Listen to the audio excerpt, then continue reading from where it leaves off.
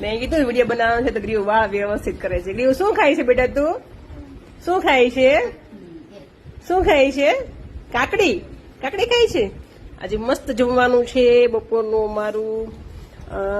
રોટલી છે, કોબીનું શાક છે, એકદમ મસ્ત ટેસ્ટી સ્પાઇસી, સાથે છે સલાડમાં મૂળા, દાળ ભાત અને ઘઉંના લોટનો શીરો આપણે બનાવે ને, અને આ છે રવાનો શીરો.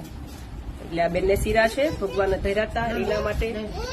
અને આ અમારા ગ્રીવબેન છે, પૂછે છે તીતું છે તીતું છે, બધી વસ્તુ એમ પૂછે. પેલા તીતું છે તીતું છે.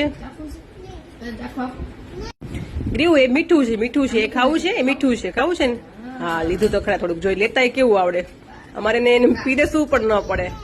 ચીચી આપું, ચીચી ચમચીને ચીચી કે ચીચી, બધામાં અલગ અલગ ચમચી જોઈએ એને. મીઠું છે ને બેટા હે ને, તો પછી તું ક્યાં નહીં કહી દીધી તને હું મીઠું લાગશે, ખા તો મીઠું લાગશે. હે આજે ગ્રીવબેન ચાંદલો કર્યો છે ખબર પર, એને મમ્મીનો લઈને એને લગાવી દીધો. તો ચાલો આજે જમવા માટે એકદમ મસ્ત જમવાનું છે. 2 અલગ અલગ શીરા છે, ઘઉંના લોટનો, રવાનો, દાળ ભાત, શાક, રોટલી, સલાડ.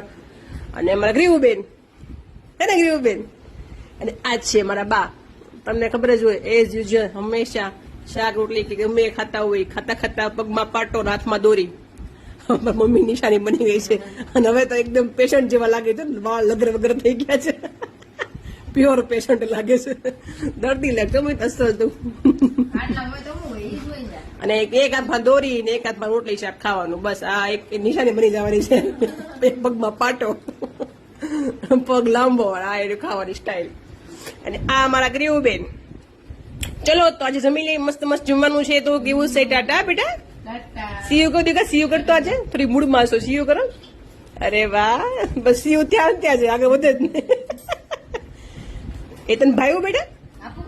હા ભાઈ, નહીં લઈ લેશે.